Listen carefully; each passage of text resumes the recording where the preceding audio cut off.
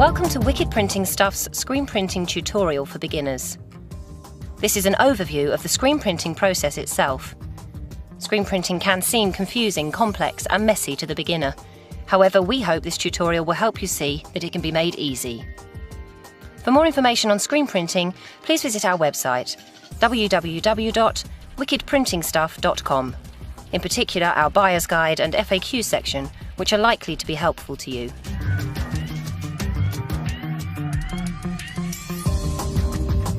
Firstly, you will need to decide how you are going to produce your artwork. If you are creating your own, you can use an artwork package such as Illustrator, Photoshop, CorelDRAW, or you can hand draw your artwork. There are important factors to consider when designing artwork for a screen printing purpose. How many colours do you intend to print? How many colours does your press allow you to print?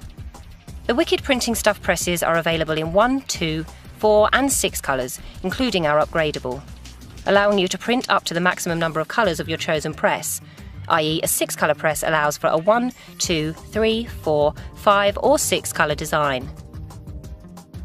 If you have a multicoloured image, you will need to separate your image into layers on your artwork package, so it can transpose to different colours on your printing press. Each layer must be created separately when you have completed your artwork in order for you to expose each separate colour onto different screens. Don't forget to add registration marks when creating your layers. This will enable you to line up your colours on your platen. A basic cross and circle will work in each corner of your image. Today we will be printing a 1-colour design. However, if you were to change this design to a 2-colour, for example, with Wicked Printing Stuff being 1 colour and our website another colour, you need to create 2 layers for each colour and add your registration marks to show on each layer. Once you have created your artwork, it's now time to print them onto film positives. You can choose either ghosted vellum or clear transparencies. Intricate designs such as 4-colour process and large A3 size jobs with tight alignment will need a clear transparency film positive. Wicked Printing Stuff supply transparency film specifically for inkjet or laser printers, both A4 and A3. For most screen printing jobs, vellum paper when used correctly is good and more economical for the starter printer. If choosing vellum for 1-colour prints, a laser or inkjet printer are both suitable. However, when producing a 2 or more coloured print, we recommend an inkjet printer. Most inkjet printers can print a vellum image dark enough to burn a screen. You just need to make sure you adjust the printer setup dialog to attain an adequate amount of ink laydown. Set the paper type to very absorbent, such as plain paper. We suggest you do not choose a vellum or transparency setting. If your printer has a black-only setting, select this option.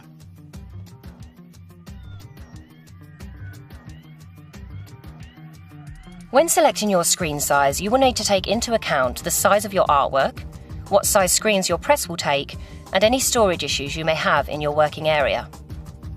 Once you have selected your screen, you will need to select a mesh count. The mesh count will depend what substrate you are printing onto, what ink you are printing with, and how detailed your artwork is. The mesh counts can range from 15T, which would be used for glitter printing, or highly absorbent surfaces, to a 200T, which would be used for extremely fine and intricate lines, hand drawing and photographic work. The most popular textile mesh count for garment printing with either water-based or plastisol ink are between 32T and 65T mesh, and a mesh 77T and upwards would be advised for paper and card printing with a water-based ink. We have chosen a yellow 43T mesh today, although white would be fine also. We have picked a 20 by 24 inch screen as our logo fits nicely inside with 2 to 3 inches either side, which is a nice amount of room for our squeegee. Before you coat your screen, you must degrease it first. This removes any unwanted dust, inks and chemicals from your mesh, possibly left from your previous job, for better bond of your emulsions. Wicked Printing Stuff degreaser has a fresh odour and is ecologically sound and drain safe. Dilute your degreaser 1 part degreaser and 50 parts water. Wet your screen first on both sides. Apply the degreaser with a cloth and using a screen cleaning brush, scrub both sides. Then wash out with water using a hose. Leave the screen to completely dry in front of a fan or in a drying rack. You now need to prepare the emulsion. Today we are using multi-purpose Diazo Dual Cure emulsion. We find that it provides good stencil build per cost, is fast drying and has excellent durability. A popular, reliable emulsion. Your emulsion is a two-part. The blue emulsion liquid is in the larger pot and green sensitizer powder is in the small pot. Dissolve the diazo sensitizer powder by adding distilled or lukewarm water. You can use cooled water from your kettle and fill it up to the line of the pot. Shake well. Then wait 15 minutes for the bubbles to disperse. Pour the fully dissolved sensitizer into the emulsion and stir. Close the pot and wait for at least an hour for the emulsion to debubble. If you do not wait, air bubbles will pop and leave small gaps in your coated screen. Your emulsion will turn from blue to green when sensitized. Once exposed, it will turn back to blue on white mesh and turquoise on yellow mesh. It is now time to coat your screen. Fill your coating trough with the now fully sensitized emulsion. Start with coating the flat side. Start at the bottom of your screen and gently press the trough to the mesh. Tilt slightly until you have an even straight line of emulsion touching the mesh. Pressing firmly now, slide the trough to the top. As you reach the top, tilt the trough back and away from your screen. If you are a beginner and feel you may not have an even coat, tilt your trough towards you and perform an even scoop quickly and gently back across your screen. Now repeat on the print side. There are many coating methods, and it is down to personal printing preference. The type of printing jobs a screen printer has will determine his preference. The less coats you perform, the less of an inkwell is created, thus meaning less of an ink deposit on your garment. Allow the screen to dry for approximately 4 to 6 minutes on each side with a fan heater. Turn your screen 180 degrees, ensuring each half of the screen dries. The emulsion will change from glossy to matte when dry. We suggest not using a heating device such as a heat gun or hairdryer. This heat is non-consistent and may contain light elements. It is now time to expose your image onto your screen. Most screen printers more often than not get this wrong the first time. Don't worry, just persist and you'll get there. There are many different exposure unit setups on the market, each having different light sources. UV, halide and halogen being popular in the UK. We're going to show you how to expose your screen with a Wicked Printing Stuff exposure unit, which has a 1000 watt halogen light source. With your unit, you will receive 2 pieces of foam. You need to place your small foam on the floor between your star base. As our screen is 20 by 24 inches, a large-sized foam sits on top. Make sure the mesh and foam are sitting flush with one another. Place your screen print side down over the foam with the protruding edge facing down. Next, you will need to position your artwork on your screen. Flip your film over and place on your coated screen. You will need a piece of glass to sit on top of your unit. This will create the secure contact with the foam to create a sharp, consistent exposure. We recommend a sheet of glass between 5mm, which should be double glazed, or up to 10mm single glazed. Please note that the glass needs to be larger than your screen. Measure a distance of 20 inches between the glass and the lamp. The height of the unit can be adjusted, so if you're exposing different size screens, you can decrease or increase the distance between the light and the glass. Expose for 15 minutes. We now need to immediately wash out our screen. Wet the screen on both sides. Apply medium pressure to your hose and spray the flat side of the screen. Your image will have burned into the emulsion, and you will start to see the image as the emulsion breaks down. Now wash the other side down. There are some obvious signs if your screen is over or underexposed. If your emulsion breaks up from your screen in places it shouldn't have, you have underexposed it and need to increase your exposure time. If your logo is not clearing with water or is still ghosted once washing down, you have overexposed and should decrease your time or distance. Once your logo is clear, soak up any excess water with newspaper and dry with a fan heater for a few minutes either side, turning your screen 180 degrees on each side. If you have any imperfections, use screen filler to fix these.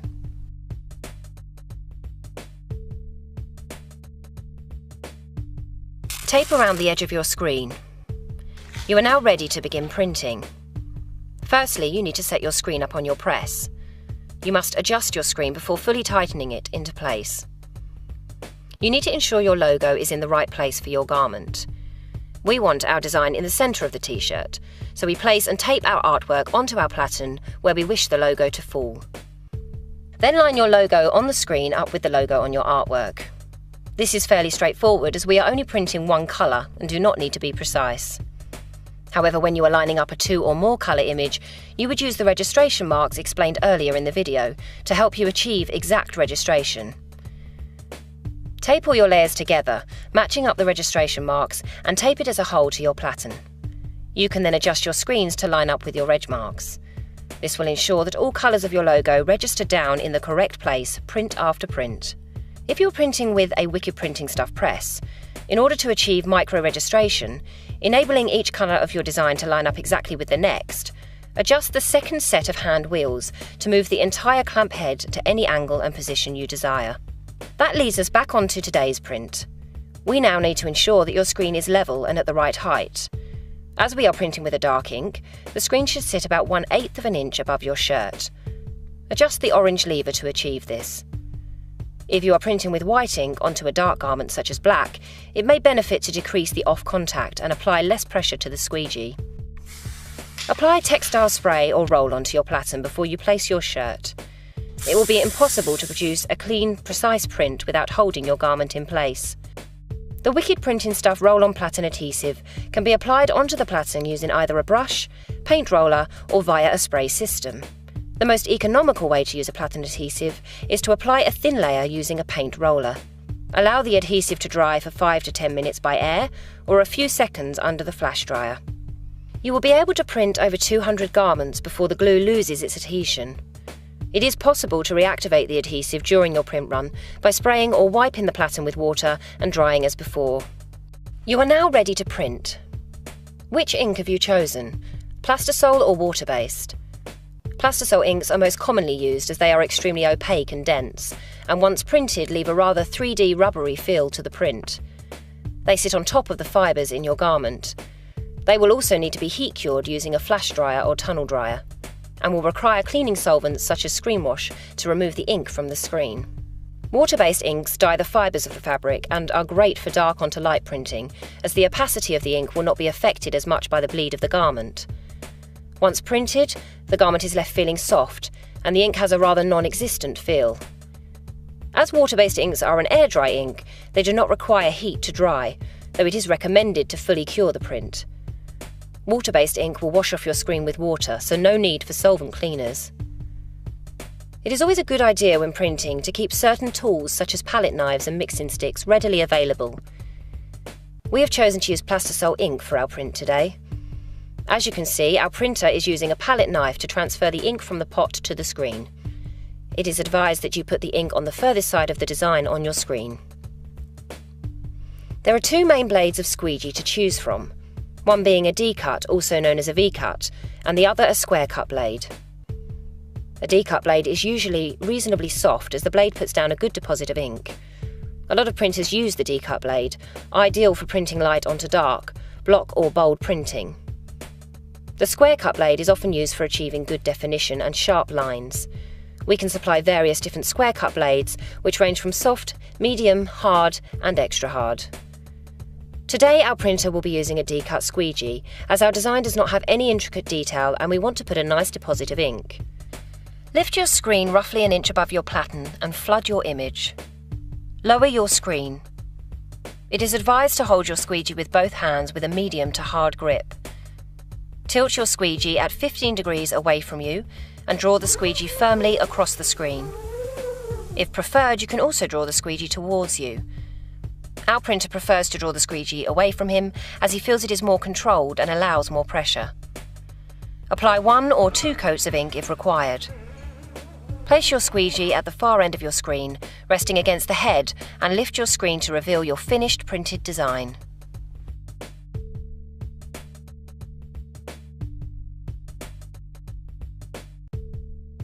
It is now time to dry and cure your print.